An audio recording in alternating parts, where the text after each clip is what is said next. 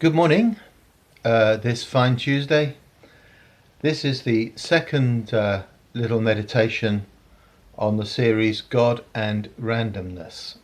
And today I want to talk about the limits of understanding, because however much we understand, I believe that in the end, in practice, we are subject to randomness. So I thought I'd begin by reading from one of the wisdom books of the Old Testament, which are all about this kind of life, Proverbs chapter 3. And let me just read 8 verses of that. My son, do not forget my teaching, but keep my commands in your heart. For they will prolong your life many years and bring you peace and prosperity. Let love and faithfulness never leave you. Bind them around your neck. Write them on the tablet of your heart. Then you will win favour and a good name in the sight of God and man. Now here is the key verse I want to think about. Trust in the Lord with all your heart and lean not on your own understanding. In all your ways submit to him, and he will make your paths straight. Do not be wise in your own eyes. Fear the Lord and shun evil. This will bring health to your body and nourishment to your bones. Proverbs is an intensely practical book. It speaks very highly of a particular kind of wisdom that it uses the word understanding to describe. Understanding is that part of wisdom which sees how things work. And yet, verse 5 tells us we can't rely on understanding. Trust in the Lord with all your heart and lean not on your own understanding. Now, understanding is much better than ignorance, and Proverbs advises us wherever possible to gain it. The man who understands has a rough idea of how things work in this world, and that's always good. And in Proverbs, the ultimate example of understanding is God's own understanding. In verse 19 of Proverbs, it is God's understanding that really is behind the way creation is ordered. Let me read that. Proverbs 3:19. By wisdom the Lord laid the earth's foundations, by understanding he set the heavens in place. By his knowledge the watery depths were divided, and the clouds let drop the dew. My son, do not let wisdom and understanding out of your sight. Preserve sound judgment and discretion. They will be life for you, an ornament to grace your neck. Now there's a wonderful idea there that our understanding is a miniature of God's understanding. And it was by understanding that God made the heavens and the earth.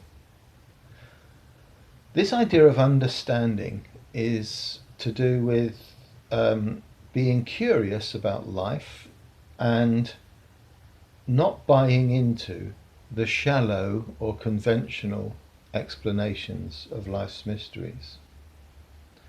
And according to verse 22 there, understanding and wisdom will be life for us, an ornament to grace your neck. So the man of understanding is someone who understands something of the pattern of reality. It equips him for life, it makes him wise, and it's good. And the search for understanding has become, over the centuries, very broad. It includes both what we might call the sciences and also the arts. Understanding life, understanding the world, there are all different ways of trying to do that. It includes things we might call the hard sciences, the ones like physics and chemistry, which are ruled mainly by mathematics and symbolic reasoning. But it also includes the humanities, trying to understand how human beings function. Things like soft sciences, as they call them, like sociology and psychology. It even includes those parts of the academic curriculum that we call the humanities, what I might call the storytelling subjects, history, the story of what's happened in the past, anthropology, the collection of different stories of how human beings relate in society. Even mythology and comparative religion, these are all ways of trying to understand how people are, how they think, what goes on in the world. So understanding is basically a good thing to have. It's not wicked, it's not sinful. It's the accumulation of knowledge about the way things are, and the Bible encourages it. The observation of reality, I think, is an important matter. A lot of Proverbs is about facing life as it really is, and any kind of understanding based on the observation of reality is likely to be useful. But there is an end to it. There is no end to learning. In fact, a large part of learning is relearning and unlearning what we thought we knew before. So the search for understanding is never ending. And one of the things that has happened is that we've become aware that this world God has put us in is more complicated, more complex, more full of interactions that we don't understand than we first realized. In fact, the best scientists are humble men because they understand the limits to understanding. I find it very funny at the moment when our politicians are always talking about being guided by science. It seems to me that the best scientists know that science can't guide you very far, particularly when you're dealing with something unknown like a new virus. Science is not a carefully constructed temple of knowledge built brick by brick. Science is more like a bridge that starts from nowhere and goes to nowhere, but is very well constructed as far as you can see it. It's a crudely constructed map of reality, and that scientific map of reality is constantly being rubbed out, redrawn, having bits cut off and stapled in. It is a work in progress.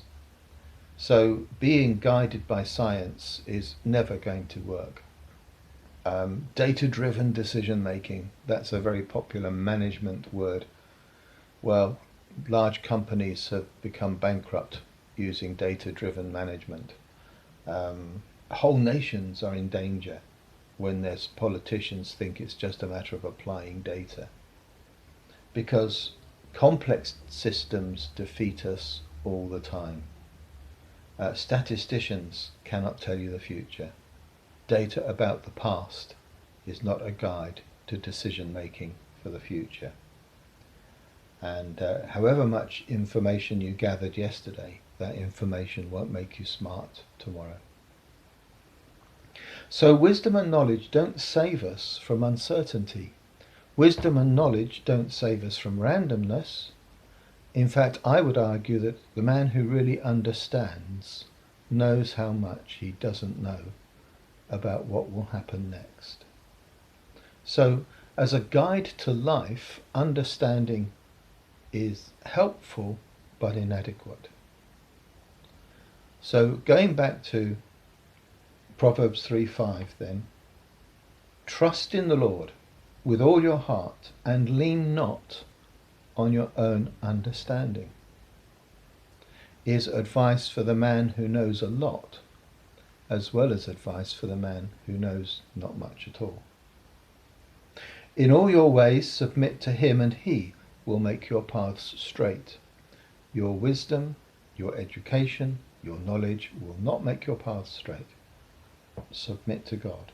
Do not be wise in your own eyes. Fear the Lord and shun evil. This will bring health to your body and nourishment to your bones. Well, today's meditation had a limited purpose. It was just to remind us how we don't know how to live. And understanding is better than ignorance, but we can't lean on our own understanding. Tomorrow I want to look at the positive commands in Proverbs 3:5. What does it mean to trust in the Lord with all your heart and not lean on understanding? What does it mean to submit to Him that your paths may be straight? But that's for tomorrow. For today, value whatever understanding you have, add to it when you can, but understand it will never be enough. God bless you and keep you. Bye for now.